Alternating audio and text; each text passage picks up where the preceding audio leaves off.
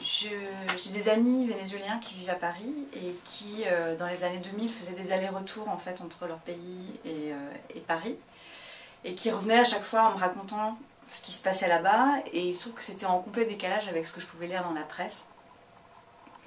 Donc au bout d'un moment, ça a un peu attisé ma curiosité. Et plus que ça, j'ai fini par prendre un billet d'avion et je suis allée voir ce qui se passait au Venezuela.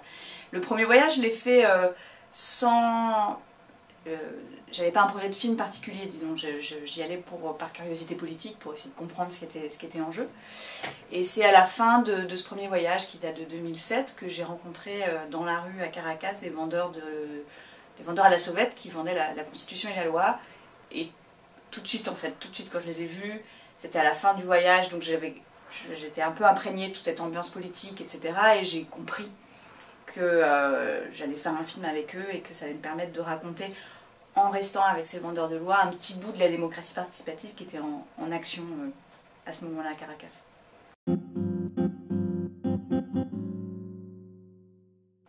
Je pense que ce qui m'a touchée en fait, quand j'ai vu ces vendeurs de loi, c'était pour moi, qui venais d'ici, avec cette culture française et tout ça, c'était a priori l'incongruité apparente de voir des vendeurs à la sauvette qui vendaient la Constitution et la loi, qui étaient constamment chassés par la police et puis qui revenaient derrière en haranguant la foule de passants en disant « la loi, la loi, la loi ». Et ce qui m'intéressait, c'était de comprendre que, et ça on le comprenait assez vite avec les vendeurs de loi, qui sont des gens qui viennent vraiment de milieux très populaires, que la participation elle était vraiment à tous les niveaux du Venezuela, c'est-à-dire de toutes les couches de la société, y compris les plus modestes, les gens qui pendant des années avaient été complètement mis sur le côté du processus et du jeu politique, et que ça maintenant ça infusait vraiment toutes les parties de la population. Et je trouvais qu'avec les vendeurs de loi on le comprenait bien, parce qu'en fait on comprenait bien que dans la rue tout le monde achetait les lois, pas simplement les juristes ou les étudiants en droit, tout le monde. Les mères de famille, les écoliers, les gens, enfin, mes amis, enfin tout le monde quoi. Et voilà, donc c'était ça qui m'intéressait dans le processus participatif, c'est-à-dire que de comprendre que à un moment donné ça infusait et c'était diffusé dans toutes les couches de la société vénézuélienne.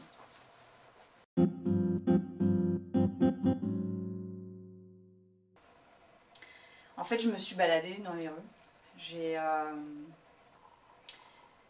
vraiment arpenté les rues du centre de Caracas, parce que quand je suis retournée la deuxième fois, donc du coup avec ma caméra entre les mains, avec ce projet véritablement de documentaire et de tournée, les vendeurs de loi que j'avais rencontrés la première fois, ils n'étaient plus là parce que c'était 2 ans après.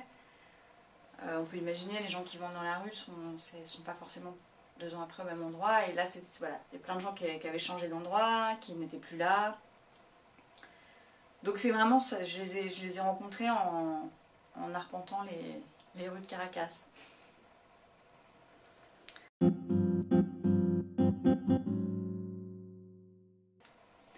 Je sais pas s'il y a une particularité, il doit forcément y en avoir une. Peut-être que la particularité de ce film, c'est que j'ai pas été seule à le faire. C'est-à-dire que les gens que j'ai filmés, ils ont participé à l'élaboration du film. Mais je dirais, c'est un peu le cas dans tous les films qu'on fait, mais je dirais particulièrement là, parce que je pense que le film il raconte exactement la prise de parole de toute une frange de la population. Et le fait d'ouvrir cet espace, de venir avec une caméra et de dire ok, c'est ça que je veux filmer, et bien justement ça a encouragé et provoqué la parole des gens. Et je pense que c'est ça la particularité de faire ce film là et de l'avoir fait à ce moment-là précisément. C'est que ça a suscité, voilà, ça a suscité une parole et ça l'a encouragé, disons.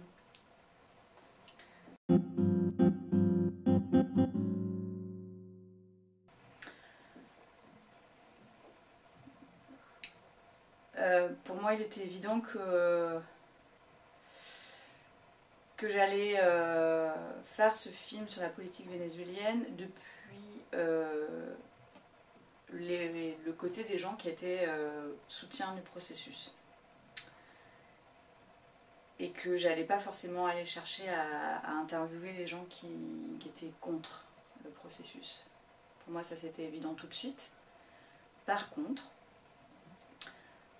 moi, c'est-à-dire dans la manière de monter le film et dans ce que je cherchais à montrer, j'ai pas voulu faire un film militant, dans le sens où j'avais pas du tout l'envie de faire un film qui s'inscrive justement dans cette propagande pro ou anti.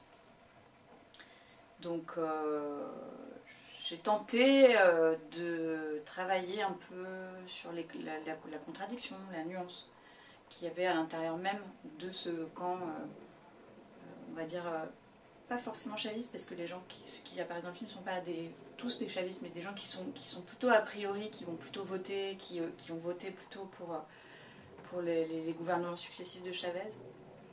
Et d'essayer de comprendre avec, oui, dans toutes ces nuances, les réalités de ce qui traversait un peu tout ce camp là, de gens qui adhéraient au processus.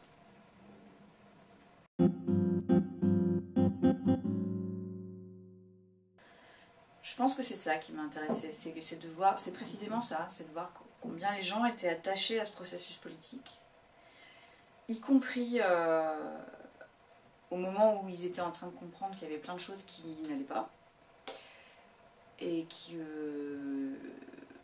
y avait des choses dans lesquelles ils ne se reconnaissaient pas, mais justement, je pense que l'attachement à cette constitution de 99, l'attachement à la démocratie participative, au fait d'être impliqué dans le processus politique, alors que oui, il y avait concrètement des choses qui pouvaient ne pas fonctionner, et non seulement ne pas fonctionner, mais y compris être contradictoire avec cette fameuse constitution. Et bien malgré tout cet attachement, ce rapport comme ça, cette affection pour ce processus politique, je pense que c'est ça que j'ai eu envie de montrer.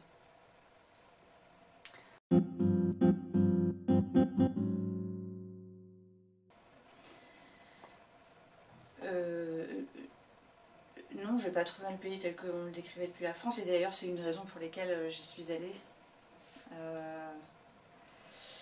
Et puis je pense que mes surprises, oui, j'étais surprise, j'étais complètement emmenée ailleurs, mais j'étais à côté de tous les codes que je pouvais avoir imaginés et que je connaissais. Après, je pense que justement la rencontre avec les vendeurs de loi, ça n'a pas été la moindre des surprises, précisément parce que ça portait aussi tout le côté baroque et contradictoire de ces gens qui sont hors la loi, qui véhiculent la loi, qui sont chassés par la police, mais qui connaissent mieux la loi que la police, et voilà, qui à un moment donné a concentré là quelque chose que je trouvais assez déjà effectivement très surprenant, et que je trouvais assez intéressant parce que pouvant décrire un peu le processus en cours.